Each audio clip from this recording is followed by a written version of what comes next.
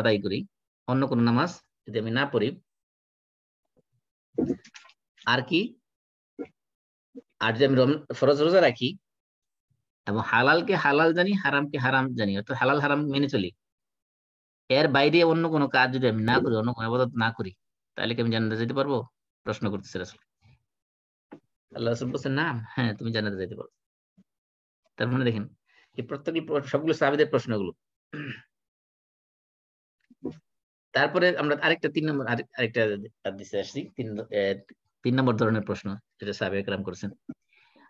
আব্দুল্লাহ ইবনে মাসউদ রাদিয়াল্লাহু তাআলা আনহু বলতেছেন যে সাআলতুন নবী সাল্লাল্লাহু আলাইহি ওয়াসাল্লাম, আমি আল্লাহ রাসূলকে প্রশ্ন করছি। আব্দুল্লাহ ইবনে মাসউদ রাদিয়াল্লাহু তাআলা আনহু আল্লাহ রাসূলকে প্রশ্ন করছেন। কি প্রশ্ন করছেন? আইয়ুল আমালি আহাব্বু ইলাল্লাহ, যে আল্লাহর কাছে সবচেয়ে প্রিয় আমল কোনটা? অর্থাৎ কোন আমলটা আল্লাহ রাব্বুল আলামিন সবচেয়ে বেশি ভালোবাসেন? চিন্তা করতে পারেন? আব্দুল্লাহ ইবনে মাসউদ রাদিয়াল্লাহু তাআলা আনহু, যিনি যার কথাকে হানাফি মাযহাব সবচেয়ে বেশি গুরুত্ব দিয়ে থাকেন, তিনি প্রশ্ন করছেন রাসূলকে যে আল্লাহর কাছে সবচেয়ে প্রিয় আমল কোনটা? কোন আমলটা আল্লাহ সবচেয়ে বেশি ভালোবাসেন? তখন আল্লাহ রাসূল বলছেন, "আস-সালাতু আলা ওয়াক্তিহা।" ওয়াক্ত মতো নামাজ পড়া, সময় মতো নামাজ পড়া। নামাজের যে ওয়াক্ত আল্লাহ তাআলা সেট করেছেন, সেই ওয়াক্ত মতো নামাজ পড়া। ইবনে মাসউদ জিজ্ঞেস করতেন, "কুলতু সুম্মা আইয়ু?" তারপরে কোনটা? আল্লাহর কাছে সবচেয়ে প্রিয় আমল হলো ওয়াক্ত মতো নামাজ পড়া। তারপরে প্রিয় আমল কোনটা? আল্লাহ রাসূল বললেন, "বিরুল ওয়ালিদাইন।" মাতা-পিতার সাথে সদাচরণ করা। ইবনে মাসউদ বলতেছেন, কুলতু সুম্মা আইয়ু? তারপরে কি? আল্লাহ রাসূল বললেন, "আল জিহাদু ফি সাবিলিল্লাহ।" আল্লাহর রাস্তায় জিহাদ করা। এইখানে দেখেন সাহাবী প্রশ্ন করছেন, কোন কাজ আল্লাহ রাব্বুল আলামিনের কাছে সবচেয়ে বেশি প্রিয়? আল্লাহ কোন কাজকে সবচেয়ে বেশি ভালোবাসেন? আরেকটা ৪ নম্বর একটা হাদিসের উদাহরণ দেখি আমরা। আবু মুসা আশ-আশআরী রাদিয়াল্লাহু তাআলা আনহু থেকে বর্ণিত হাদিস। এটা বুখারী মুসলিম হাদিস। তিনি বলতেছেন যে সাহাবায়ে কেরাম বললেন, ইয়া রাসূলুল্লাহ আইয়ুল ইসলামি আফদল? ইসলামের কোন কাজটা সবচেয়ে উত্তম? আল্লাহ রাসূল বললেন, মান সালিমাল মুসলিমুনা মিন লিসানিহি ওয়া ইয়াদিহি। সবচেয়ে উত্তম কাজ হলো যার হাত এবং মুখ থেকে, হাতের অনিষ্ট থেকে, জবানের অনিষ্ট থেকে, খারাপি থেকে অন্য মুসলমান নিরাপদ। সে হইল তার ওই ব্যক্তি হলো ইসলামের মধ্যে উত্তম। আইউল ইসলামে আফদল মানে ইসলামের মধ্যে একজন মুসলমানের মধ্যে সবচেয়ে উত্তম গুণাবলী কোনটা? অথবা মুসলমানদের মধ্যে উত্তম মুসলিম কে? অথবা ইসলামের মধ্যে কোন ধরনের ইসলাম পালনকারী ব্যক্তি উত্তম? আল্লাহ রাসূল বলছেন যে ওই মুসলমান যার হাত থেকে এবং যার জবান থেকে মানুষ নিরাপদ। হাত থেকে মানে হাত দ্বারা সে জুলুম করে না, মানুষের উপর অন্যায় বিচার করে না, প্রহার করে না, মুখ দিয়ে গীবত করে না, মুখ দিয়ে মিথ্যা সাক্ষ্য দেয় না, মুখ দিয়ে যত ধরনের গুনাহ করা যায় এগুলো সে বিরত থাকে। আরেক সাহাবী এসে আব্দুল্লাহ ইবনে আমর ইবনে আস রাদিয়াল্লাহু তাআলা আনহুমা থেকে বর্ণিত, এক লোক এসে রাসূলকে জিজ্ঞাসা করলেন, ইয়া রাসূলুল্লাহ আইয়ুল ইসলামি খাইর? ইসলামের কোন কাজটা সবচেয়ে উত্তম? আল্লাহ রাসূল বললেন, তুতিমুত তুআম ওয়া তুকরিউস সালাম আলা মান আরাফতা ওয়া মান লাম তা'রিফ। আল্লাহ রাসূল বললেন যে তুমি মানুষকে খাবার খাওয়াবে, আর কি করে মানুষকে যাকে চিনো এবং যাকে চেনো না, চেনা অচেনা সবাইকে তুমি কি করবে? সালাম দিবে। আরো এক্সাম্পল আছে ধরুন। আরেক হাদিসে আমরা দেখতে পাই যে আবু হুরায়রা রাদিয়াল্লাহু তাআলা থেকে বর্ণিত হাদিস, বুখারী এবং মুসলিমের মধ্যে আসছে। এক ব্যক্তি এসে রাসূলকে প্রশ্ন করলেন, আইয়ুল আমালি আফদল? আমলের মধ্যে সবচেয়ে উত্তম আমল কোনটা? আল্লাহ রাসূল বললেন, আল ঈমানু বিল্লাহ ওয়া রাসূলিহি। আল্লাহ এবং আল্লাহর রাসূলের প্রতি ঈমান আনা। লোকটা প্রশ্ন করল, সুম্মা মাযা? তারপরে কি? আল্লাহ রাসূল বললেন, আল জিহাদু ফি সাবিলিল্লাহ। আল্লাহর রাস্তায় জিহাদ করা। তারপর বললেন, তারপরে কি? তারপর বললেন, হাজ্জুন মাবরুর, মানে মকবুল হজ। আরেক হাদিসে আসছে আবু যর রাদিয়াল্লাহু তাআলা আনহু থেকে অনুরূপ হাদিস, যে কোন আমলটা সবচেয়ে উত্তম? আল্লাহ রাসূল বলছে আল্লাহর প্রতি ঈমান আনা এবং আল্লাহর রাস্তায় জিহাদ করা। এরপরে এই ধরনের হাদিস অনেকগুলো আছে, আমি জাস্ট সংক্ষেপে বলতেছি যে প্রত্যেকটা প্রশ্নের ধরন থেকে একটা করে হাদিস নিয়েছি, কারণ একই ধরনের প্রশ্নের হাদিস আছে বুড়ি বুড়ি। আমি জাস্ট একটা করে এক্সাম্পল দিতেছি। আবু সাঈদ খুদরি রাদিয়াল্লাহু তাআলা থেকে বর্ণিত আরেক হাদিস আসছে, এটা বুখারী এবং মুসলিমের হাদিস। কিলা ইয়া রাসূলুল্লাহ আইয়ুন নাসি আফদল? কোন মানুষ সবচেয়ে উত্তম মানুষ? তখন আল্লাহ রাসূল বললেন, মুমিনুন ইজাহিদু ফি সাবিলিল্লাহি বিনাফসিহি ওয়া মালি, মানুষের মধ্যে সবচেয়ে উত্তম মানুষ হলো সেই মুজাহিদ যে আল্লাহর রাস্তায় তার জান এবং মাল দিয়ে জিহাদ করে। তারপরে বললেন যে সুম্মা মান, তারপরে কে? বললে মুমিনুন ফি শা'বিন মিন শিয়াব ইয়াত্তাকিল্লাহ ওয়া ইয়াদউন নাসা মিন শাররিহি, এবং এমন মুমিন যে কোন একটা অঞ্চলে এলাকায় বাস করে এবং সে আল্লাহকে ভয় করে এবং মানুষকে তার সমস্ত অনিষ্টতা থেকে বিরত রাখে, তাহলে সেই মানুষটা হলো উত্তম মানুষ। এখানে তারা প্রশ্ন করতেছেন যে মানুষের মধ্যে উত্তম মানুষ কে? তার মানে কি? তার মানে সে চাচ্ছে যে সমাজের মধ্যে সবচেয়ে উত্তম মানুষ হওয়ার জন্য। আরেক হাদিসে আসছে যে আব্দুর রহমান ইবনে আবি বাকরা থেকে বর্ণিত হাদিস, বলতেছে এক লোক এসে আল্লাহ রাসূলকে প্রশ্ন করলেন, ইয়া রাসূলুল্লাহ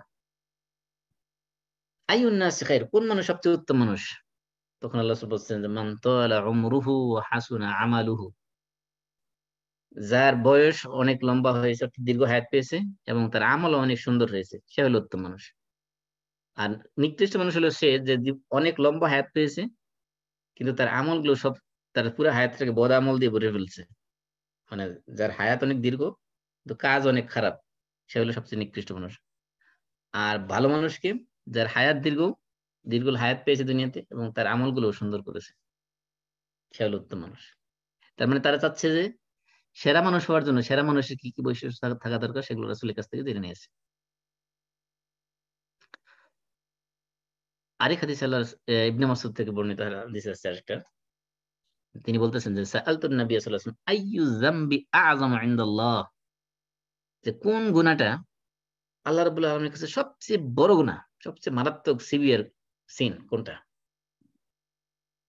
তখন বললেন যে তুমি আনতাজআলা লিল্লাহি নিদ্দান ওয়া হুয়া খালাকাক, যে আল্লাহ তোমাকে সৃষ্টি করছে অথচ তুমি আল্লাহর সাথে শিরিক করতেছো, আল্লাহর সাথে অংশীদার সাব্যস্ত করতেছো, এটা হলো সবচেয়ে বড় গুনাহ, অর্থাৎ শিরক করা। তারপরে বলতেছে হ্যাঁ এটা তো অনেক মারাত্মক গুনাহ, ইন্না যালিকা লাযীম, তো বড় ধরনের গুনাহ। সুম্মা আইয়ু, তারপরে সবচেয়ে বড় গুনাহ কোনটা? আল্লাহ রাসূল বললেন যে আন তাকতুলা ওয়ালাদাকা তাখাফু আন ইউত'ইমা মা'াক, আন ইয়াত'আমা মা'াক, যে তুমি তোমার সন্তানকে এই ভয়ে হত্যা করে ফেলো যে সন্তান তোমার সাথে তোমার রিজিকের ভাগী হয়ে যাবে, অর্থাৎ সে তোমার সাথে তোমার সম্পদের, তোমার রিজিকের ভাগীদার হবে, সেই ভয়ে তুমি সন্তানকে হত্যা করে ফেলো। এইটা হলো সব দ্বিতীয় বড় গুনাহ, অর্থাৎ সন্তানকে হত্যা করা, যেটা জাহেলি যুগে মানুষ করতো, নারী মেয়ে সন্তান জন্মগ্রহণ করলে হত্যা করে ফেলতো। কিন্তু আজকে আমরা আধুনিক যুগেও দেখা যায় যে আহ 2 সন্তানের বেশি নয়, একটা হলে ভালো হয়, 2 সন্তানের বেশি নয়। এই জন্য অনেকে দেখা যায় যে আহ এটা কি কি বলে যে আনপ্ল্যান্ড চাইল্ড মেরে ফেলে। আনপ্ল্যান্ড চাইল্ড মানে কি, সন্তান নেওয়া তাদের প্ল্যান ছিল না, হাজবেন্ড ওয়াইফের প্ল্যান ছাড়াই চলে আসছে, দেখা গেলো এটাকে অ্যাবর্শন করে ফেলছে। এগুলো সন্তান হত্যার সমতুল্য পর্যায়ে গুনাহ। তাহলে তাহলে ইবনে মাসউদ রাসূলকে প্রশ্ন করছেন সবচেয়ে বড় গুনাহ কোনটা? আল্লাহ রাসূল কি বলছেন? সবচেয়ে বড় প্রথম গুনাহ হলো, বলছে যে আল্লাহর সাথে শিরক করা। দ্বিতীয় সবচেয়ে বড় গুনাহ হলো সন্তানকে হত্যা করা। ৩ নম্বর গুনাহ কি? এরপরে জিজ্ঞেস তারপরে বড় গুনাহ কোনটা? আল্লাহ রাসূল বলছেন আনতুজানি হালিলাতা জারিক, তোমার প্রতিবেশীর স্ত্রীর সাথে জিনা করা, এটা হলো তারপরে পরের গুনাহ, বড় গুনাহ। তার মানে এখানে ইবনে মাসউদের প্রশ্ন থেকে বোঝা যায় তিনি বড় বড় গুনাহগুলো থেকে নিজেকে প্রোটেক্ট করার জন্য আল্লাহ রাসূলকে এই প্রশ্নগুলো করেছেন। তারপরে ৮ নম্বর প্রশ্ন, আবু বারজা রাদিয়াল্লাহু তাআলা থেকে বর্ণিত হাদিসে আসছে যে কুলতু ইয়া রাসূলুল্লাহ আল্লিমনি শাইআন আনতাফিউ বিহি, আবু বারজা বলতেছেন হে রাসূল আমাকে এমন কিছু শিক্ষা দেন যেটাতে আমি উপকৃত হব। তখন আল্লাহ রাসূল বলছেন আ'আযিলিল আযা আন তরিকিল মুসলিমিন, মুসলিমের হাদিস। আল্লাহ রাসূল বলছেন যে তুমি কি করো, মুসলমানদের রাস্তা থেকে কষ্টদায়ক বস্তু সরিয়ে ফেলো, এটা দ্বারা তুমি উপকৃত হবে। কারণ কি? কারণ হলো এটা হলো ইমানের একটা ব্রাঞ্চ। ইমানের অনেকগুলো শাখা আছে, আল ইমানু বিদ'আ ওয়া সাবউনা শুবা, ৭০ পরিমাণের শাখা প্রশাখা রয়েছে। তার মধ্যে একটা শাখা হলো যে ইমাতাতুল আযা আনিত তরিক, রাস্তা থেকে কষ্টদায়ক বস্তু সরিয়ে ফেলা।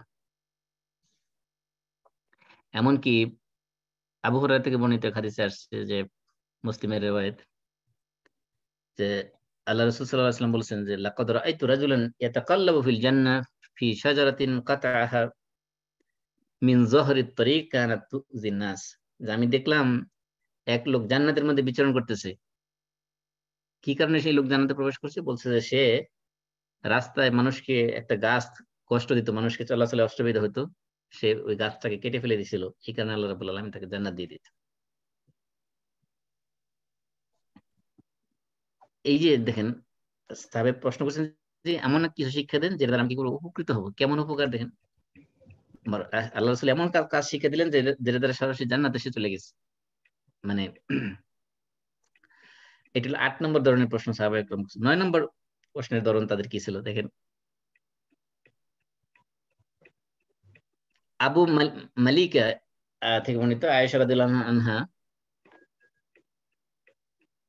যদি কোনো কথা শুনতেন, যদি সেটা না বুঝতেন, না বুঝলে সেটা আবার পুনরায় প্রশ্ন করতেন বোঝার জন্য। তখন একদিন আল্লাহ রাসূল সাল্লাল্লাহু আলাইহি ওয়াসাল্লাম একদিন বললেন, মান হুসিবা উযিবা, কিয়ামতের দিন যার হিসাব নেওয়া হবে সে আযাব পাবে। যা হিসাব নিলেই সে কি করবে, তাকে জাহান্নামে আযাব ভোগ করবে সে। তখন আয়েশা রাদিয়াল্লাহু আনহা আল্লাহ রাসূলকে জিজ্ঞেস করলেন, আল্লাহ তো কোরআনে বলছেন ফাসাউফা ইউহাসাবু হিসাবান ইয়াসীরা, সূরা ইনশিকাকের 8 নম্বর আয়াত। বলছে আল্লাহ তো কোরআনে বলেছেন যে তোমার তাদের হিসাব নেওয়া হবে খুব সহজ হিসাব। তাহলে হিসাব নিলে আবার শাস্তি দেওয়া হবে, মানেটা কি? তখন আল্লাহ রাসূল বলেছেন যালিকাল আরদু ওয়ালাকিন মান নুকিশাল হিসাব উযিবা। বুখারী এবং মুসলিমের হাদিস। আল্লাহ রাসূল বললেন যে ওই যে হিসাবান ইয়াসিরা বলতে সহজ হিসাব নেওয়া হবে, মানে কি তার কাছ, তার সামনে শুধুমাত্র তার আমলগুলো উপস্থাপন করা হবে, এটাই হলো সহজ হিসাব। আর যদি কারো হিসাব যদি নেওয়া হয় পুঙ্খানুপুঙ্খভাবে, তার মানে নিশ্চিত তার জন্য আযাব নির্ধারিত।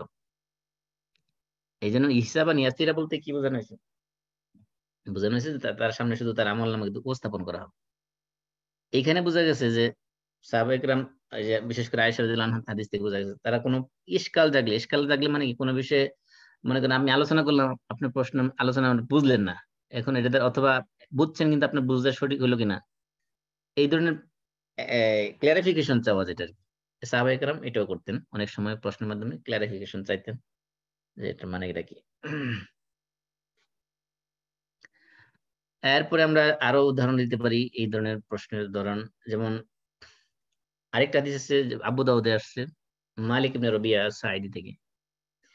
এক লোক এসে প্রশ্ন করলেন, ইয়া রাসূলুল্লাহ, হাল বাকিয়া মিন বিররি আবাওয়াইয়া শাইউন আবাররুহুমা বা'দা মাউতিহিমা।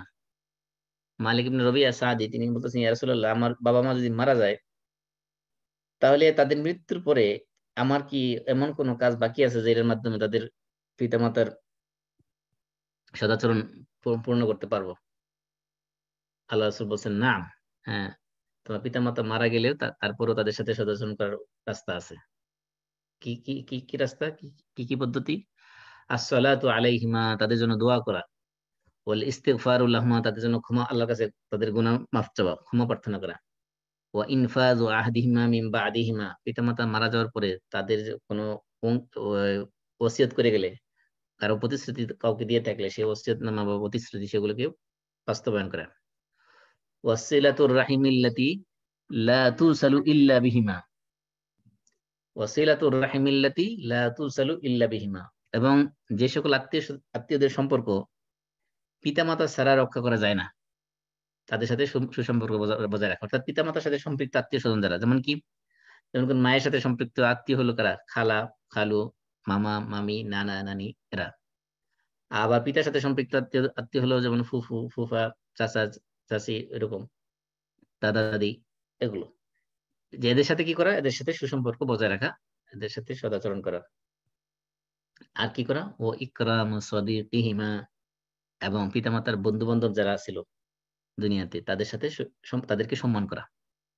এই কাজগুলো তুমি করতে করতে পারো পিতামাতার ইন্তেকালের পরেও, তাদের সাথে আহ সদাচরণের কন্টিনিউশন হিসেবে এই কাজগুলো তুমি করতে পারো। এখানে দেখেন, আমরা যেটা করে থাকি যে কেউ মারা গেলে আমরা জিজ্ঞেস করি যে মারা গেছে 7 দিন হয়েছে, এখন মিলাদ পড়াবো কিনা, অথবা কুলখানি দেবো কিনা, অথবা চল্লিশা করবো কিনা, এই ধরনের প্রশ্ন করে।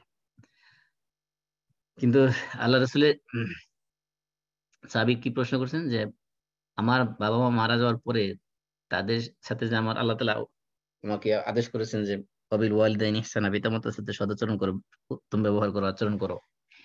তাদের ইন্তেকালের পরেও তাদের সাথে উত্তম আচরণে কোনো কাজ আমার বাকি রয়ে গেছে কিনা, যেটা আমি এখন করতে পারি।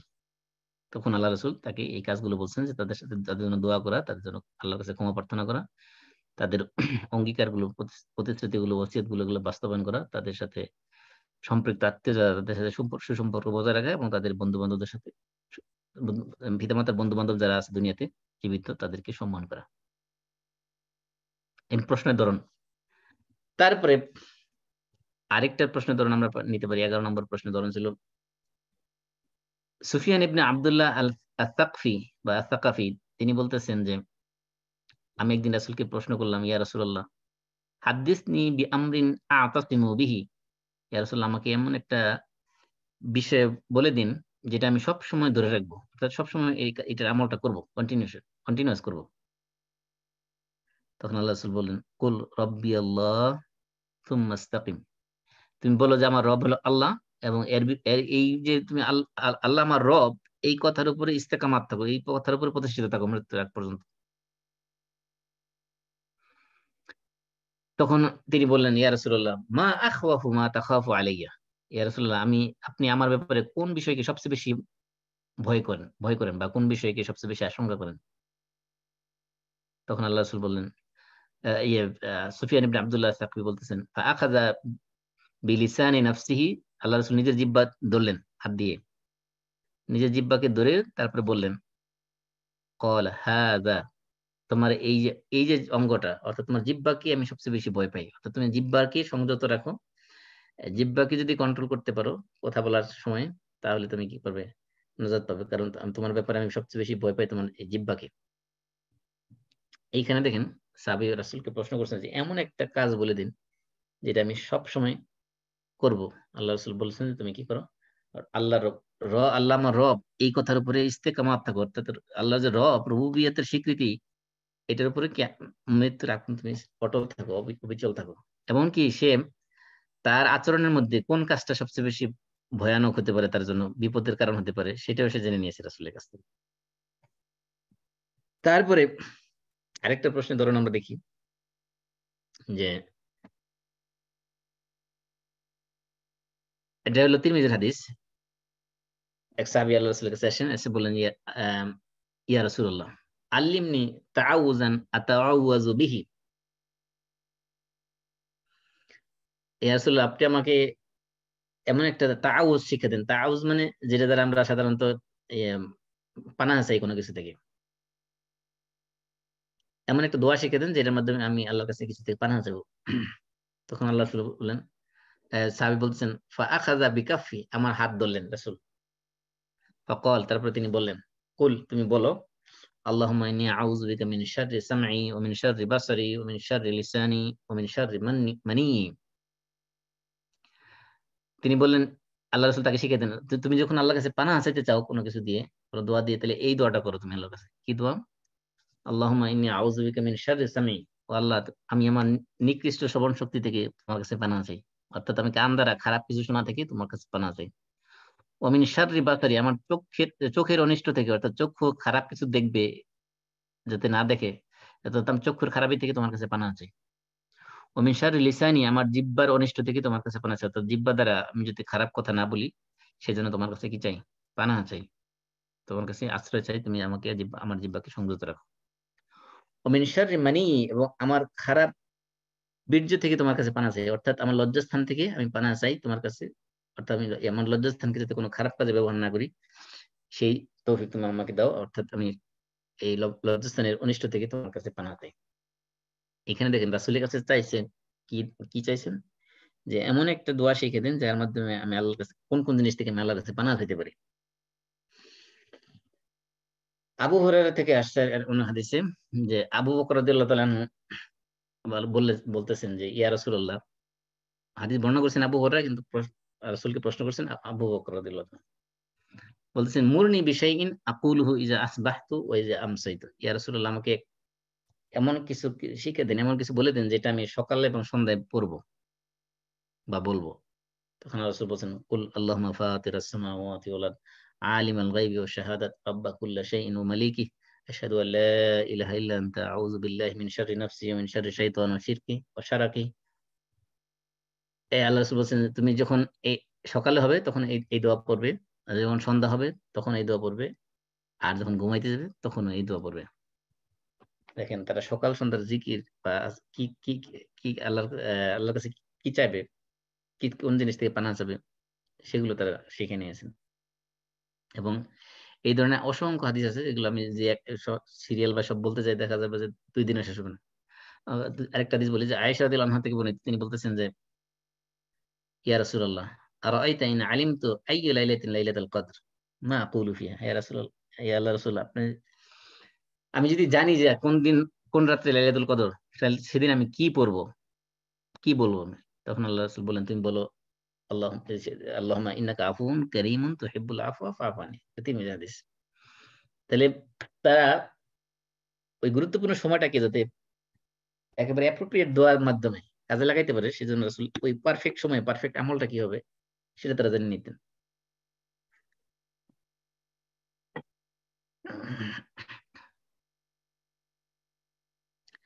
এই আমি এখানে জাস্ট একটা এক্সাম্পল দিলাম, 12টা প্রশ্নের ধরন আমি সেখানে উল্লেখ করলাম যে সাহাবায়ে কেরাম আল্লাহ রাসূল থেকে প্রশ্ন করতেন, প্রশ্নে তাদের ধরন কি ছিল।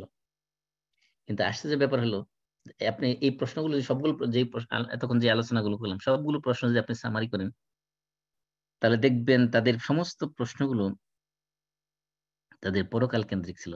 পরকালে নাজাত পাওয়ার জন্য, আল্লাহর মহব্বত পাওয়ার জন্য, জান্নাত পাওয়ার জন্য, জাহান্নাম থেকে মুক্তি পাওয়ার জন্য, নিজের চরিত্রকে সংশোধন করার জন্য, এই কেন্দ্রিক তাদের প্রশ্নগুলো মানে ঘুরে ফিরে এগুলোই ছিল। এই বিষয়ের উপর বইও লেখা হয়েছে যে আস-সাহাবাতু ইয়াসআল ওয়ার রাসূল ইউজিব, যে সাহাবায়ে কেরাম প্রশ্ন করেছেন এবং রাসূল তার জবাব দিয়েছেন। এই বিষয়ে বই লেখা হয়েছে, কয়েকশো পৃষ্ঠার বড় বই আছে যেখানে সমস্ত প্রশ্নগুলো একত্রে কম্পাইল করা হয়েছে। তো আমি সেই দিকে যাচ্ছি না, আমি জাস্ট উদাহরণস্বরূপ দিলাম, স্যাম্পল স্বরূপ, যে আমাদের প্রশ্নগুলো হওয়া উচিত এই প্রশ্নের সাথে আমাদের আমল জড়িত। শুধুমাত্র জানার উদ্দেশ্যে প্রশ্ন না করে আমার যে প্রশ্নগুলো যখন আমরা করব অবশ্যই এই প্রশ্ন জানার মাধ্যমে আমার কি ফায়দা আছে, আমি এই প্রশ্নের মাধ্যমে আমার পরকালের কি কল্যাণ আছে, দুনিয়াতে কি কল্যাণ আছে, সেগুলো দিকে খেয়াল রেখে আমাদের প্রশ্ন করা উচিত। কারণ হলো প্রশ্ন হলো জ্ঞানের অর্ধেক, যেটা আমি শুরুতে বলেছি। কারণ হলো আপনার এই যে আধুনিক যে রিসার্চ গুলো হয় দেখেন যে কি করে 100 মানুষের উপর 1000 মানুষের উপর তারা রিসার্চ করেছে। রিসার্চে কি হয়, একটা কোশ্চেনারি একটা প্যাটার্ন তারা তৈরি করার পরে মানুষকে অপশন দেয়, আপনি কি এগ্রি, স্ট্রংলি এগ্রি, নাকি এগ্রি, নাকি ডিসএগ্রি, নাকি নিউট্রাল, একটা পজিশন তাকে চয়েস করতে হয়। তার মানে সে প্রশ্নের মাধ্যমে, প্রশ্নের ধরনের মাধ্যমে সে বুঝাইতে চাচ্ছে সে কোন ধরনের রেজাল্ট আশা করতেছে। অনেক সময় ওই রেজাল্টটা কি হবে সেটা আমি প্রশ্নের ধরন দেখিয়ে সেট করে বুঝতে পারি যে মানুষ তো এটাই বাছাই করবে। এই জন্য অনেক সময় প্রশ্নটাও রেজাল্টের একটা মানে প্রশ্নের মাধ্যমে বোঝা যায় যে রেজাল্টটা কি, রেজাল্টের আমার ধরনের কি ধরনের বেনিফিট নিয়ে আসবে। প্রশ্নের মাধ্যমে আপনার যাকে প্রশ্ন করতেছেন তাকে আপনি জ্ঞান অর্জনের জন্য সুযোগ করে দিতে পারেন। এমনও প্রশ্ন করতে পারেন যে প্রশ্ন, মনে করেন আপনি আমাকে প্রশ্ন করলেন, এমন প্রশ্ন করলেন যে প্রশ্নের জন্য আমাকে হয়তো স্টাডি করতে হতে পারে। হ্যাঁ, আবার এমনও প্রশ্ন করতে পারেন যে প্রশ্ন মানুষ বিব্রত হইতে পারে। যেমন মনে করেন এক লোক এসে জিজ্ঞেস করছে ইয়া রাসূলুল্লাহ আমার বাপ কেটা। এখন মনে করেন যে সে যদি যারও সন্তান হয় আর যদি আল্লাহ রাসূল যদি আল্লাহর পক্ষ থেকে ওহীর মাধ্যমে জানতে পারে সবকিছু, আল্লাহ রাসূল যে বলে যায় তোমার বাপ তোমার তুমি যাকে বাপ ডাকো এই ব্যক্তি তোমার বাপ না, অমুক ব্যক্তি তোমার বাপ, তাহলে সে লজ্জা পাবে কিনা? অবশ্যই লজ্জা পাবে। এই জন্য আল্লাহ তাআলা বলছেন কোরআনের মধ্যে লা তাসআলু আন আশিয়া ইন তুবদা লাকুম তাসুকুম, তোমরা এমন কিছু বিষয়ে প্রশ্ন করো না যেটা তোমাদের প্রকাশ করে দিলে তোমার জন্য কষ্টকর হবে, তোমাদের জন্য মনে কষ্টের কারণ হবে। যাই হোক, আমি এই এই যে এক্সাম্পল গুলো এগুলো আনলাম এই কারণে, কারণ আমরা আমাদের বর্তমান সময়ে আমরা এমন একটা যুগে বাস করছি, দেখা যায় আমাদের প্রশ্ন কেন্দ্রবিন্দু থাকে যে, মনে করেন যে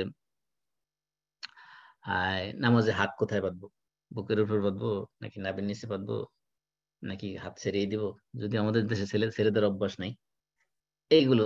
তারপরে মনে করেন আমাদের প্রশ্ন জাগে তারাবির নামাজ 20 রাকাত পড়বো নাকি 8 রাকাত পড়বো। হ্যাঁ, তারপরে এই আমাদের প্রশ্ন, অধিকাংশ প্রশ্নের মধ্যে যে আবার কিছু কিছু প্রশ্ন আছে যে এগুলোর সাথে কোনো আমল জড়িতই না। ফর এক্সাম্পল, যেমন মনে করেন যে উম আদম আলাইসাল্লাম যে নিষিদ্ধ গাছের ফল খেয়েছিল, সেই গাছের নাম কি ছিল? এটা কি আপেল গাছ ছিল নাকি কলা গাছ ছিল নাকি অন্য কোনো গাছ? নূহ আলাইসাল্লাম যে নৌকা বানাইছিল, সেই নৌকা কত হাত লম্বা ছিল, আপনি কি জানেন? হম তারপরে এই ধরনের সিলি প্রশ্ন, যেগুলোর থেকে আসলে কোনো আমল জড়িত না। এমন করে নূহ আলাইসাল্লাম, নূহ মুসা আলাইসাল্লাম, আলাইহিসসালামের মার নাম কি ছিল হ্যাঁ, জিজ্ঞেস? মুসা আলাইসাল্লামের মায়ের নাম কি ছিল? তারপরে এই ফেরাউনের মেয়ে যে চুল আঁচড়াইতো, মাসেতা, মাসেতা তো নাম না, মাসেতা হলো চুল চিরুনিকারী, মানে মাথায় যে আঁচড়ায় তাকে বলে মাসেতা। মানে মুসলিম মানে চিরুনি, আর মাসেতা হলো চিরুনিকারী, চিরুনি, যে চুল দিয়ে যে চুল আঁচড়ায় দেয় তাকে বলে মাসেতা। যে মেয়ে, যে দাসী কি করে চুল আশ্রয় দেয় তাকে আরবিতে মাসেদা বলে। মাসেদা তো তার নাম না। অনেকে বলে যে তাহলে ফেরাউনের মেয়ের ওই ওই যে চুল চিরুনি করতো, তার নাম কি ছিল? তার মাসেদা তো নাম না। এই ধরনের প্রশ্ন মনে করেন অধিকাংশ, আপনি যদি কাউকে সুযোগ দেন যে একটা মনে করেন একটা প্রোগ্রাম করতেছেন, সেখানে প্রশ্ন উত্তরের সুযোগ দিলেন, দেখা গেল যে সেখান থেকে 80% প্রশ্ন আসবে যার সাথে কোনো আমল জড়িত না। এই জন্য আমি এটা একটা ভূমিকা স্বরূপ বললাম ওই কিউ&এ গ্রুপের জন্য, যে আমাদের প্রশ্নগুলো এমন হওয়া উচিত যে প্রশ্নগুলোর সাথে আমাদের দৈনন্দিন জীবনে আমল জড়িত, এবং যেগুলোর মাধ্যমে মানুষের মানুষের ফিটনেস সৃষ্টি না হবে, এমন সব প্রশ্ন আসা উচিত। এই জন্য সবাই প্রশ্ন করবেন, কারণ আপনার প্রশ্ন না করলে তো আপনার ওই গ্রুপে ইনএক্টিভ হয়ে যাবে। ইনএক্টিভ হয়ে যাবে মানে কি, আমি ওই গ্রুপে আপনার প্রত্যেক সপ্তাহে কমপক্ষে একটা প্রশ্ন আপনারা করবেন, এবং সেই প্রশ্নগুলো অবশ্যই আমলের সাথে সম্পৃক্ত হতে হবে, অর্থাৎ আপনার দিনকে জানা এবং মানার সাথে সম্পৃক্ত হতে হবে। যদি আপনার ওই ধরনের প্রশ্ন করেন সিলি ম্যাটার, তাহলে কিন্তু আমি সেগুলো ইগনোর করে যাবো, সেগুলোর উত্তর দিব না। যেমন কি আহ আমাদের বাংলাদেশে এরকম আছে, যেমন টিভিতে লাইভ প্রোগ্রাম যখন হয়, কোশ্চেন এন্ড আনসার সেশন যখন হয়, অনেকে আছে যে আমার ছেলের নাম অমুক, এই নামের অর্থ কি? নামের অর্থ নিয়ে মানুষ টিভিতে প্রশ্ন করতেছে, সেখানে দেখা যায় 1 মিনিট কথা বললে আপনার হয়তো প্রতি মিনিটে আপনার 10 টাকা কাটবে, হয়তো 20 মিনিট সে ছিল সিরিয়ালেই ওয়েটিং লিস্টে, 20 মিনিটে সেখানে সময় ব্যয় করছে এটার পিছনে। যেমন ইউকেতে আপনার টিভিতে যখন আপনি প্রশ্ন করেন, 1 মিনিটে আপনি 4 পাউন্ড কাটে, তারপরে মানুষ সেখানে 20 মিনিট 25 মিনিট সিরিয়ালে থাইকা উপরে একটা প্রশ্ন করে। এই জন্য এই যে এই নামের অর্থ কি, নামের অর্থ তো আপনার জানা উচিত ছিল নাম রাখার আগে। নাম যেহেতু এখন রেখেই ফেলছেন, এখন আর অর্থ জেনে লাভ কি, তাই না? আপনি যখন নাম চুজ করবেন তার আগেই তো নামের অর্থ জানা উচিত ছিল। যেমন একজন প্রশ্ন করেছে যে আমাদের আদি পিতা আদম আলাইহিসসালাম, আদম আলাইহিসসালাম, এই আদম শব্দটা কি আরবি শব্দ কিনা? প্রশ্ন, আদম শব্দ কি আরবি শব্দ কিনা, আদম শব্দের অর্থ কি? প্রথম কথা হলো আরবি শব্দ, আরবি ভাষা তো আসছে আপনার ইসমাইল আলাইহিসসালামের সময় থেকে, এর আগে তো আরবি ভাষাই ছিল না। আর আদম আলাইহিসসালাম তো পৃথিবীর প্রথম মানুষ, তাহলে ওনার আদম সব নামটা যেহেতু কোরআনের মধ্যে আসছে, এটা আরবি ভাষার শব্দ হয় কিভাবে? এটা তো কমন সেন্স, এটা প্রশ্ন করে জানা দরকার না। আরেকটু এই আদম আলাইহিসসালাম, এই আদম শব্দটা এটা আরবি ভাষা শব্দ কিনা অন্য আরব শব্দ কিনা, বা এই নামের অর্থ কি, এটা আদম কি উদমা থেকে আইছে না আদিম থেকে আইছে না উদাম থেকে আইছে, এগুলো জানার মধ্যে আপনার ফায়দা নাকি? এগুলো হলো কিছু আছে মানুষের সাথে যে জ্ঞান অর্জন করে শুধুমাত্র এন্টারটেইনের জন্য। এন্টারটেইনমেন্ট মানে কি, মানে এটা জানলে তার একটু মনে ভালো লাগবে এই জন্য। এই অর্থাৎ আমি যেটা বোঝাতে চাচ্ছি আপনাদের এই লম্বা আলোচনার মাধ্যমে, যে প্রশ্নগুলো অবশ্যই আমল সম্পৃক্ত হওয়া উচিত।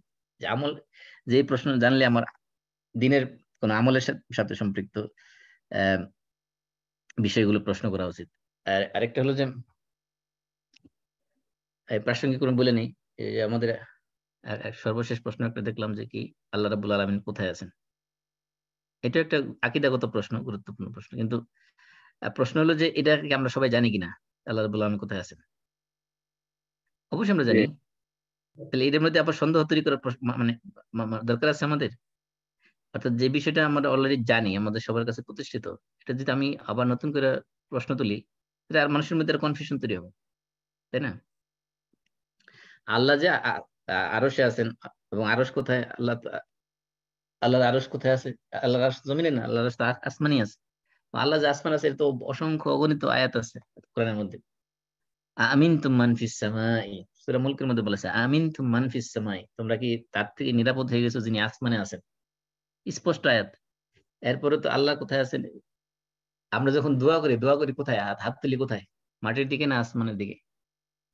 আসমানের দিকে। এটা তো স্পষ্ট। এই ধরনের স্পষ্ট বিষয় এগুলো আমরা সবাই জানি। এই জন্য যেগুলো আমরা অলরেডি জানি, সেটা নতুন করে আর জানা দরকার নেই, আমি যেটা মনে করি। তারপর যদি কারো কোনো সন্দেহ থাকে এই বিষয়ে, এগুলো আমাকে ব্যক্তিগতভাবে প্রশ্ন করুন। এগুলো গ্রুপের মধ্যে প্রশ্ন করা মানে মানুষের অনেক সময় কি হইতে পারে, কনফিউশন তৈরি হইতে পারে, আরো যা জানার চেয়ে আরো কনফিউশন সৃষ্টি করতে পারে। মনে মনে করি, আরে আমি তো সবসময় জানি আছি আল্লাহ আসমানই আছে, এখন আবার নতুন করে মানুষ সন্দেহ তৈরি করতেছে নাকি? এই জন্য আহ আমরা প্রশ্ন আমরা আশা করি যে প্রত্যেক সপ্তাহে নতুন প্রশ্ন পাবো, এবং সেই প্রশ্নটা আপনি অনেক সময় হইতে পারে যে আপনি নিজে জানেন, কিন্তু আপনি মনে করতেছেন এই প্রশ্নটা হয়তো অনেকে জানে না, সবার জানা উচিত। এই ধরনের প্রশ্ন আপনি অথবা আপনি একটা জিনিস নতুন জানছেন, যেটা হয়তো আপনি মনে করতেছেন যেটা অনেকেই হয়তো জানে না, এমন প্রশ্ন আপনি করতে পারেন। কিন্তু যেটার সাথে কি সম্পৃক্ত, আমল জড়িত, যে প্রশ্ন করলে মানুষ উপকৃত হবে, এমন সব প্রশ্ন আমরা করবো ইনশাআল্লাহ। এই জন্য আমরা যে আলোচনা করতেছিলাম সেটা হলো সূরাতুল তাওবার 24 নম্বর আয়াতে এখানে স্টাক হয়ে আছি আমরা, কারণ হলো আল্লাহ রাব্বুল আলামিন ওই আয়াতের মধ্যে দুনিয়ার সব কিছুর চেয়ে, বিশেষ করে এখানে 8টা জিনিসের কথা উল্লেখ করা হয়েছে, যদিও 8 শ্রেণীর উপরে। আল্লাহর প্রতি ভালোবাসা, আল্লাহ রাসূলের প্রতি ভালোবাসা, এবং জিহাদ ফি সাবিলিল্লাহর প্রতি ভালোবাসাকে অগ্রাধিকার দিতে বলা হয়েছে। যেহেতু দুনিয়ার সবকিছুর উপরে এই 3টা জিনিস, এবং এই 3টা জিনিসের গুরুত্ব অত্যন্ত বেশি, সেজন্য আমরা এই এই বিষয়টা নিয়ে একটু ডিটেইলস আলোচনা করতেছিলাম। আমরা অলরেডি আল্লাহর প্রতি ভালোবাসা, রাসূলের প্রতি ভালোবাসা আলোচনা করেছি, এবং জিহাদ ফি সাবিলিল্লাহ নিয়ে সংক্ষিপ্ত আলোচনা কিছুটা করেছি। এখন আসলে মোট কথা হলো জিহাদের যে আলোচনা, এটা যদি আমি ডিটেইলস করতে যাই, তাহলে দেখা যাবে এটা কয়েক মাসও শেষ হবে না। আমি জাস্ট সামারি হিসেবে জিহাদের সাথে সম্পৃক্ত যে সকল উম একেবারে মৌলিক যে বিষয়গুলো, যেহেতু আমরা মুসলিম এবং কোরআনের অনেক আয়াত আছে জিহাদ সংক্রান্ত, এবং হাদিসের বিশাল একটা অংশ, বিশেষ করে রাসূলের সিরাতের রাসূল সাল্লাল্লাহু আলাইহি ওয়াসাল্লাম জীবনে যেহেতু 27টা যুদ্ধে সশরীরে অংশগ্রহণ করেছেন, সিরাতের বিশাল একটা অংশ জুড়ে শুধুমাত্র এই জিহাদ কেন্দ্রিক আলোচনা। এই জিহাদের সাথে কিছু মৌলিক মাসালা যেগুলো আছে, সেগুলো নিয়ে আমরা আলোচনা করবো ইনশাআল্লাহ। সবকিছু ডিটেলস আলোচনা যাব না, কারণ আজকে আমরা আহ, কিছু আলোচনা শুরু করি। যেমন আশহুরুল হুরুম মানে কি? নিষিদ্ধ মাস অথবা পবিত্র মাস, যেগুলো 4টা মাস আছে বছরে, যেগুলোকে বলে আশহুরুল হুরুম।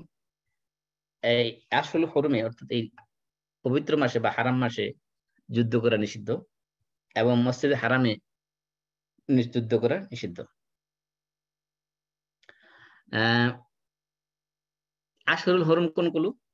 এগুলো জুলকাদা, জুলহিজ্জা, আমরা বাংলা যেটা জিলকদ জিলহজ বলি আর কি, মুহাররম এবং রজব।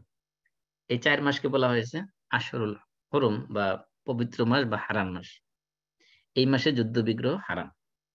এটা সূরা তওবার, এই যে আমরা যে সূরা তওবা পড়তেছি, তওবার সামনেই আসছে যে ইন্না ইদ্দাতা শুহুরি ইনদাল্লাহি ইসনা আশারা শাহরান, যে আল্লাহর কাছে বছরের মাসের সংখ্যা হলো কয়টা? মাসের সংখ্যা হলো 12টা।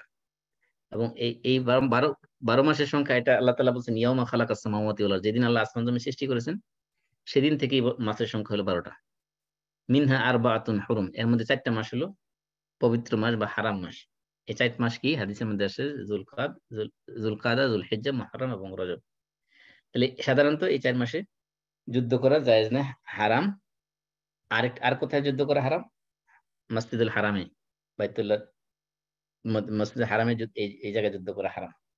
এখন প্রশ্ন হলো, যদি কোনো অমুসলিম, কোনো কাফের এই 4 মাসের কোনো এক মাসে যুদ্ধ শুরু করে, অথবা মসজিদে হারামের মধ্যে যে যে যায় যুদ্ধ শুরু করে দেয়, সেই ক্ষেত্রে মুসলমান কি হাত পা গোটায় বসে থাকবে নাকি সেখানে যুদ্ধ করবে? এখানে মূল কথা হলো যে আশুল হরম বা মসজিদুল হারামে যদি যুদ্ধ শুরু হয়, সেই ক্ষেত্রে মুসলমানরা আগে যুদ্ধ করতে পারবে না। যদি কেউ আক্রমণ করে তাহলে ডিফেন্সিভ যুদ্ধ ওই সময় করা যাবে, জায়েজ আছে। তারপরে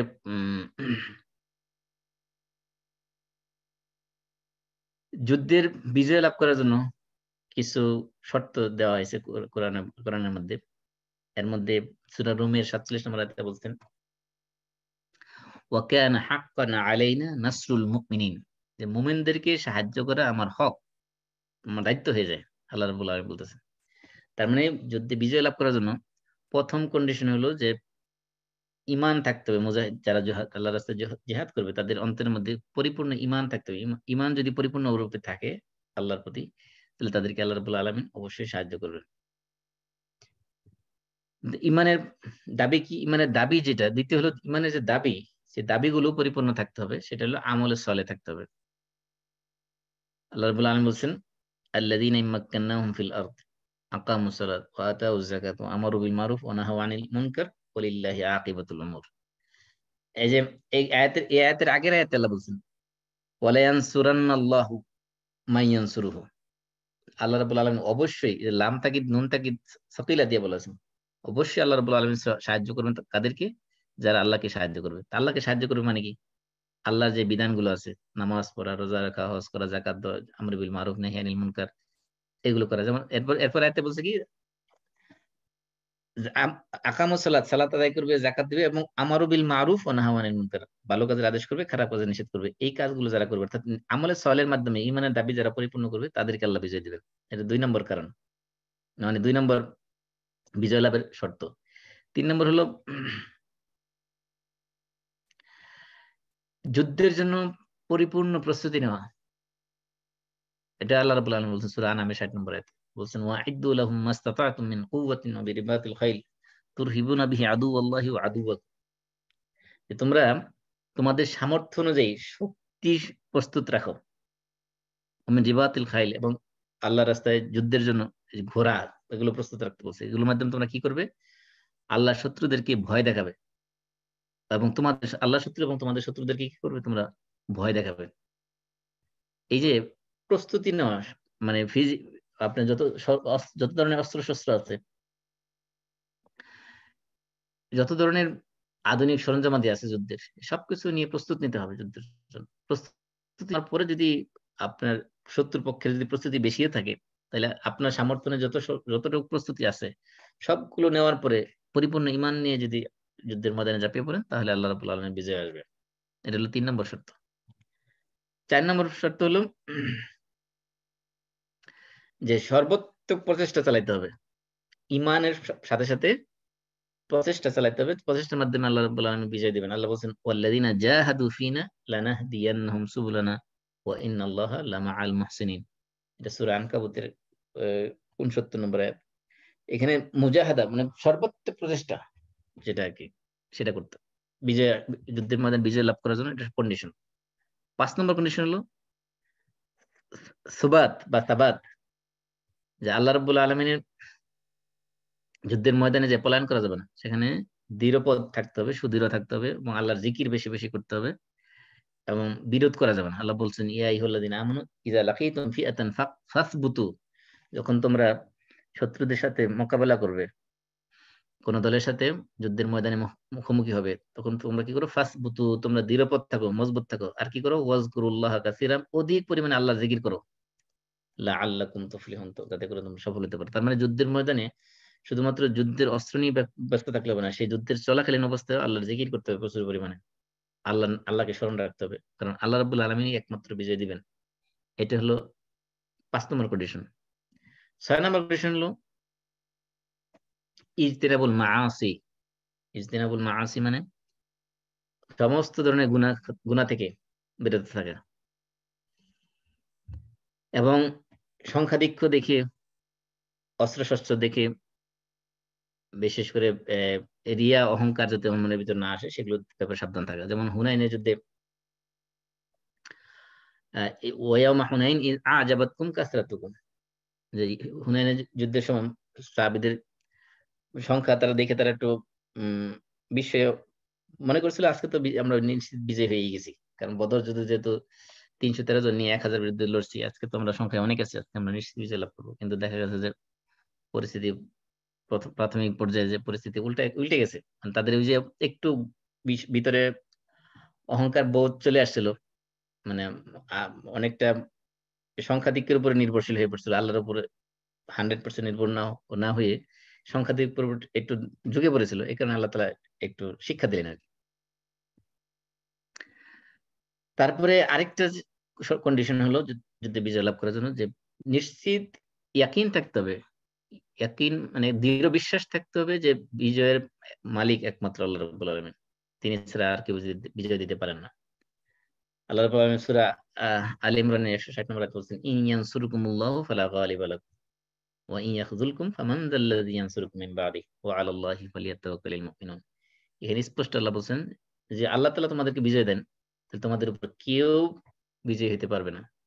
আর আল্লাহ যদি তোমাদেরকে লাঞ্ছিত অপমানিত করেন, তাহলে কে আছে যে তোমাদেরকে সাহায্য করবে? এই জন্য বলছেন ওয়া আলাল্লাহি ফালিয়াতাওয়াক্কালিল মুমিনুন। সুতরাং ঈমানদারদের উচিত হলো আল্লাহর উপর তাওয়াক্কুল করা। এমনকি সূরা আনফালের এই 9 এবং 10 নম্বর আয়াতে বলছেন, আল্লাহ রাব্বুল আলামিন তোমাদের ফাস্তাজাবা আন্নী মুমিদ্দুকুম বিআলফি মিনাল মালায়েকি মুরদিফিন। আল্লাহ রাব্বুল আলামিন মুসলমান যখন দোয়া করছে, আল্লাহ রাব্বুল আলামিনের কাছে ইস্তেগাসা করে সাহায্য প্রার্থনা করেছে, তখন আল্লাহ তাআলা তাদের দোয়া কবুল করেছেন এবং তাদেরকে 1000 ফেরেশতা দিয়ে আসমান থেকে সাহায্য করেছেন। এবং এই আয়াতের শেষে বলেছে ওমান নাসরু ইল্লা মিন ইনদিল্লাহ ইন্নাল্লাহা আজিজুন হাকিম, যে বিজয় কেবলমাত্র একমাত্র শুধুমাত্র আল্লাহ রাব্বুল আলামিনের পক্ষ থেকে আসে। এজন্য এই যুদ্ধের মধ্যে এই বিশ্বাস রাখতে হবে যে বিজয়ী কখনো আমাদের সংখ্যাধিক্য দিয়ে, আমার শৌর্য বীর্য দ্বারা, আমার বীরত্ব দিয়ে, আমার অস্ত্র শস্ত্র দিয়ে আসবে না। বিজয় আসবে আল্লাহর পক্ষ থেকে। সেজন্য আল্লাহর উপর দৃঢ় বিশ্বাস এবং সেই তাওয়াক্কুল রাখতে হবে। এবং আরেকটা দৃঢ় বিশ্বাস রাখতে হবে যে আনাল্লাহা লা ইয়ানসুরুল কুফফার আলাল মুসলিমিনা আবাদা, যে কখনোই আল্লাহ তাআলা কাফেরদেরকে মুসলমানদের উপর বিজয় দিবে না। এটা বিশ্বাস রাখতে হবে, দৃঢ় বিশ্বাস। কারণ কি? কারণ আল্লাহ তাআলা সূরা নিসার 141 নম্বর আয়াতে বলেছেন ওয়ালান ইয়াজআলাল্লাহু লিল কাফিরিনা আলাল মুমিনিনা সাবিলা। এই আয়াত থেকে স্পষ্ট। এবং সূরা রুমের যে 47 নম্বর আয়াতে আমরা বলছিলাম ওয়াকানা হাক্কান আলাইনা নাসরুল মুমিনিন, মুমিনদেরকে সাহায্য করা আল্লাহর হক, আল্লাহর দায়িত্ব হয়ে যায়। এবং আল্লাহ তাআলা কখনো মুমিনদের উপরে কোনো কাফেরদেরকে কোনো কর্তৃত্ব দিবেন না, এটা আল্লাহ তাআলার ওয়াদা। তারপরেও এই যে আমরা 8টা কন্ডিশনের কথা বললাম, এগুলো থাকলে যুদ্ধের ময়দানে বিজয় লাভ করা যাবে। তারপর অনেক সময় কিছু কারণে বিজয় বিলম্বিত হতে পারে, বিজয় নাও আসতে পারে। 1 নম্বর হলো কি কারণে হতে পারে? আল্লাহ রাব্বুল আলামিন পরীক্ষা করবেন। পরীক্ষার উদ্দেশ্যে অনেক সময় বিজয় বিলম্বিত করতে পারে, যে কারা আসলে ইমানের দাবিতে সত্যবাদী এবং কারা মুনাফিক, এদেরকে আল্লাহ তাআলা, এবং কারা আল্লাহর সন্তুষ্টির জন্য যুদ্ধ করতেছে, কারা দুনিয়া পাওয়ার জন্য যুদ্ধ করতেছে, এগুলোকে পরীক্ষা করার জন্য অনেক সময় আল্লাহ তাআলা যুদ্ধ রেজাল্ট বিলম্ব দিতে পারেন। এবং অনেক সময় আল্লাহ তাআলা যুদ্ধে রেজাল্ট বিলম্বে দিতে পারেন এই কারণে যে মুসলমানরা তাদের যত সামর্থ্য আছে, যত শক্তি আছে, সবটা তারা ব্যয় করলো কিনা সেটা দেখার জন্য।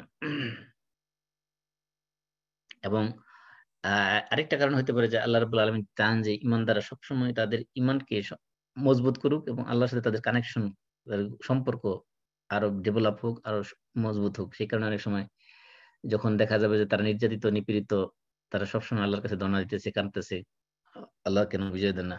যেমন কোরআনের মধ্যে আছে না, ওমা লাকুম লা তুকাতিলুনা ফি সাবিল ওয়াল মুস্তাদআফিনা মিনার রিজালি ওয়ান নিসাই ওয়াল উলদানি আল্লাযিনা ইয়াকুলুনা রব্বানা আখরিজনা মিন হাযিহিল ক্বরিয়াতি যালিমি আহলিহা ওয়াজআল লানা মিন লাদুনকা ওয়ালিয়্যা ওয়াজআল লানা মিন লাদুনকা নাসীরা। এখানে দেখা যায় আল্লাহ বলতেছেন যে ওমা লাকুম লা তুকাতিলুনা ফি সাবিল, তোমাদের কি হইলো যে তোমরা আল্লাহর রাস্তায় কিতাল করতেছ না? ওয়াল মুস্তাদআফিনা মিনার রিজালি ওয়ান নিসাই ওয়াল উলদান, অথচ দুর্বল নারী, পুরুষ, শিশু এরা কি করতেছে? তারা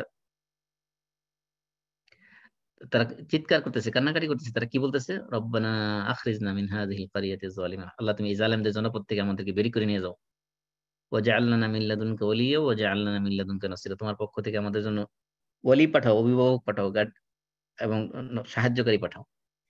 এইজন্য অনেক সময় আল্লাহ রাব্বুল আলামিন এই ধরনের পরীক্ষা নেওয়ার কারণে অনেক সময় যুদ্ধের রেজাল্ট অনেক সময় বিলম্ব করতে পারে।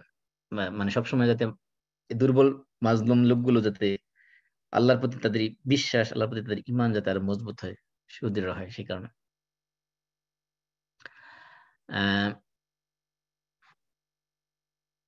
আল্লাহ রাস্তায় যুদ্ধ যখন নামবে সেখান থেকে ফেরার মানে যুদ্ধের ময়দান থেকে পলায়ন করা, এটা হলো কুফরি। হ্যাঁ, এটা একটা বড় ধরনের হারাম কাজ, এবং কয়েকটা অবস্থায় ছাড়া অন্য কোনো অবস্থাতেই যুদ্ধের অবস্থান থেকে পলায়ন করা যাবে না। আল্লাহ রাব্বুল আলামিন এটাও সূরা আনফালের মধ্যে বলে দিয়েছেন 15 এবং 16 নম্বর আয়াতে। সেটা হলো কি কি? দুই অবস্থায় শুধুমাত্র যুদ্ধ থেকে পিছপা হওয়া যাবে। একটা হলো যুদ্ধের প্রস্তুতি নেওয়ার জন্য, হ্যাঁ, অথবা কৌশল চেঞ্জ করার জন্য। এই সকল অবস্থায় শুধুমাত্র, অথবা মনে করেন আপনি যদি মনে করেন যে এই মুহূর্তে নেসেসিটি দেখা দিচ্ছে যে পিছনে হটে আসা কল্যাণকর যুদ্ধের ময়দানে, সেক্ষেত্রে আপনি পিছনে হটে আসতে পারবেন। যেমন মনে করেন জরুরত দেখা দিয়েছে, যেমন ফর এক্সাম্পল আগুন লাগাই দেওয়া হয়েছে, এমন অবস্থায় যে আপনার আগুনের মধ্যে আপনি টিকতে পারতেছেন না, ওই অবস্থায় আপনি ফিরে আসতে পারেন। আগুনের মধ্যে তো জাপ দিয়ে পুরো মারা যাবে না, এরকম। মানে যুদ্ধের কৌশল পাল্টানোর জন্য শুধুমাত্র যুদ্ধ থেকে পিছপা হওয়া যেতে পারে, এছাড়া কোন অবস্থাতে যুদ্ধের ময়দান থেকে পিছপা হওয়াটা জায়েজ না, এটা হারাম। এবং এই যুদ্ধ নিয়ে বিস্তারিত আলোচনা, বিশেষ করে যুদ্ধের মাসলা মাসাইল, শত শত মাসলা মাসাইল, কয়টা আলোচনা করব আমরা ইনশাল্লাহ আগামী আলোচনায়। শহীদ সংক্রান্ত, গনিমত সংক্রান্ত এবং আরো যুদ্ধের যে সকল মৌলিক মাসালা আছে সেগুলো সংক্ষিপ্ত একেবারে সামারি দিয়ে শেষ করে দেবেন ইনশাল্লাহ। আজকে যে আলোচনা করলাম এই সংক্রান্ত কারো কোনো প্রশ্ন আছে কিনা?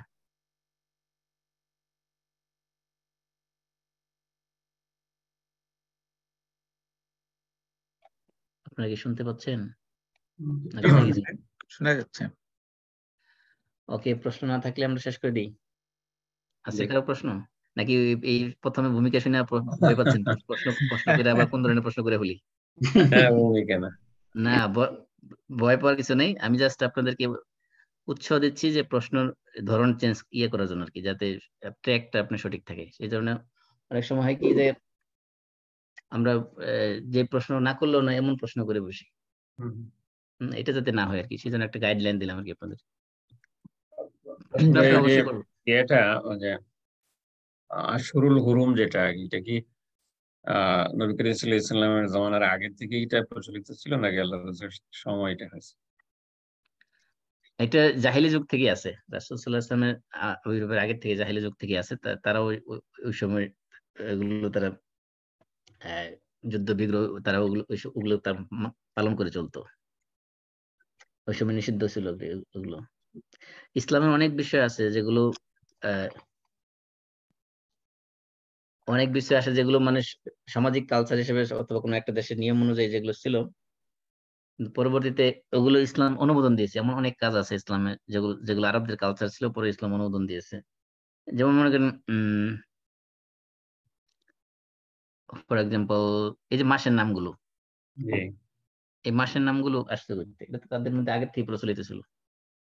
এগুলো তো ইসলাম নতুন করে নাম আর বানায় নাই। ওই আরবরা আগের থেকে, যেমন রমাদান মাস, তারা ওই আরব দেশের মরুভূমির উত্তপ্ত আবহাওয়া থেকে তারা রমজান মানে প্রজ্বল জ্বালানো বা পোড়ানো, ওই সকল কনসেপ্ট থেকে ওগুলো তারা নামকরণ করেছে। এই জন্য এই মাসগুলো আগের থেকে ছিল। জি, আর কোনো প্রশ্ন? আমি একটু জাস্ট একটা ব্যাপার একটু ইনফর্ম করার জন্য মাসুম ভাই আপনাকে বলছি, সে আমাদের এই কোশ্চেন অ্যান্ড অ্যান্সার গ্রুপের ভেতরে অনেকে মেম্বার আছে যারা আমাদের QLLP-র মেম্বার না। আপনি আজকে যেগুলো বললেন এগুলো হয়তো ওরা শুনবেও না, আর ওরা জানেও না যে এখানে আপনি, তারপরে ফারুক ভাই আছেন যারা ইমাম।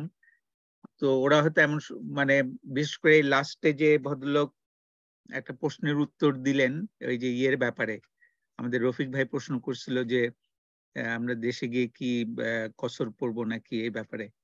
তো উনি আসলে হয়তো জানেও না যে, উনি ভাবছে বোধহয় গ্রুপটা একটা জাস্ট ডিসকাশন গ্রুপ। তো আশা করি আমার মনে হয় এটা ক্লিয়ার হয়ে গেছে তার কাছে এখন। তো এরকম দুই একটা হয়তো উল্টাপাল্টা প্রশ্ন আসতে পারে আর কি, আপনারা অন্যভাবে নিয়েন না আর কি।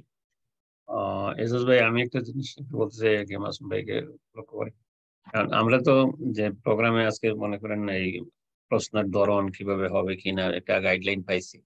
জি আমার মনে হয় যে যারা আমাদের কিউ এন্ড আনসারে এই সেশনে এই গ্রুপে আছেন, ওখানে যদি সংক্ষিপ্ত একটা গাইডলাইন দেওয়া যায়, যেমন আজকে পরে এক ভাই আনসার দিয়ে দিলেন না, জি পরে এসে আমি এটা লিখছিলাম যে আমরা আশা করি যে যিনি আমাদের এখানে পরিচালক শায়েখ আছেন তিনি দিবেন, আমরা দেওয়ার দরকার নেই। তো জি আমার মনে হয় যে একটা গাইডলাইন যদি সংক্ষিপ্ত একটা গাইডলাইন ও গ্রুপে যদি দেওয়া যায় আর কি, যে প্রশ্ন করা এবং প্রশ্নের উত্তর দেওয়া, উত্তর কে দিবেন আর প্রশ্নগুলা কিভাবে, ওই যে এখন যেটা আলোচনা করলেন জাস্ট ওটা একটা সামারি দিয়া আমাদের ইবাদত বন্দেগী রিলেটেড আমাদের জীবন রুটি কিছু প্রশ্ন আছে, প্রশ্নগুলো আমরা করতে পারি, বাট আনসারটা দেওয়া হবে প্রশ্নগুলো জমাইয়া সপ্তাহে একদিন, ওই রকম আর কি।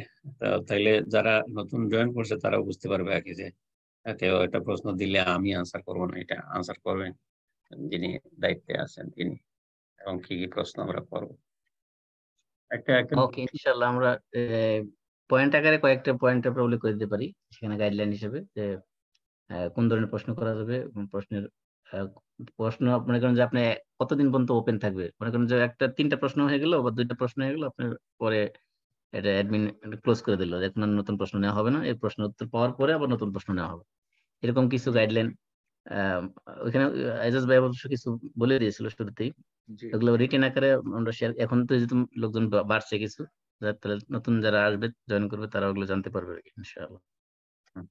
তো আমরা শেষ করি, আমরা সবাই কাফারাতুল মাজলিস করি। এবং ওখানে একটা হইতে পারে আর কি, যে এই যে কোয়েশ্চেন আনসারে এটা যেটা খোলা হয়েছে, তো এটার উত্তরটা কোথায় দেওয়া হয়, যে আমাদের প্রতি বুধবারে প্রোগ্রাম হয়, এই প্রোগ্রামে এটার আনসার দেওয়া হয়, তাহলে ওনারা ওই প্রোগ্রামে জয়েন করতে পারবে নাকি। আর না হয়তো ওনারা মনে করবে যে যে গ্রুপ দেওয়া হয়েছে গ্রুপে মানে লিখিত এটার আনসার হবে, ওখানে তো আনসার হবে না, আনসার হবে বুধবারের প্রোগ্রাম। এটা করলে হয়তো বুধবারের প্রোগ্রামে আরো লোকজন বাড়বে। আসসালামু আলাইকুম। ওই গ্রুপের ডেসক্রিপশনে হয়তো বা এই জিনিসটা পয়েন্ট আকারে দিয়ে দেওয়া যেতে পারে। হ্যাঁ হ্যাঁ সেটাই। তবে ফারুক ভাই যেটা বললেন, যদি বুধবারের জন্য আমরা বলি, তাহলে ওখানে কি মানে মৌখিক উত্তর যেগুলো বুধবারে আমাদের এখানে দেওয়া হয়, ওইটা ধরেন কোন ডকুমেন্টেড থাকলো না, ওখানে হোয়াটসঅ্যাপে যদি লিখে। মিউট হয়ে গেছেন মনে হয়, এজাজ ভাই মিউট হয়ে হ্যাঁ গেছে। জি সরি। তো ওই যদি হোয়াটসঅ্যাপে উত্তরটা থাকে তাহলে মনে হয় সুবিধা হবে, মানে রেকর্ড থাকার জন্য, প্লাস এরপরেও হ্যাঁ মানে আমি চিন্তা করছি নেক্সট টাইমে যদি এরকম হয় যে মনে করেন বুধবারের এই হালাকার মধ্যে যদি আমরা ওই রিলেটেড কোনো প্রশ্নের আনসার করি, তাহলে আমরা পাশাপাশি আমি চিন্তা করছি এটার সাথে সাথে ওই হোয়াটসঅ্যাপ গ্রুপে রেকর্ডিং করে আলোচনাটা ওই অংশটুকু শুধু রেকর্ডিং করে ওই সময় গ্রুপে পাঠিয়ে রাখলে তো এটা একটা কাজ হতে পারে, তাহলে 2 in 1 হয়ে গেল। জি জি, কারণ সবাই তো এখানে যারা ওই ওই গ্রুপের মেম্বার কোশ্চেন করবে বিভিন্ন জায়গা থেকে, তারা হয়তো আমাদের কিউএলপি তে ইন্টারেস্টেড হ্যাঁ বা হয়তো জয়েন করবেও না। সেটাই। ওকে, তাহলে আমরা কাফারাতুল মাজলিস পড়ি। সুবহানাকাল্লাহুম্মা ওয়া বিহামদিক আশহাদু আল্লা ইলাহা ইল্লা আনতা আস্তাগফিরুকা ওয়া আতুবু ইলাইক। আসসালামু আলাইকুম। এখন থেকে এটা শোয়ানোটাই হবে নাকি 9টায়?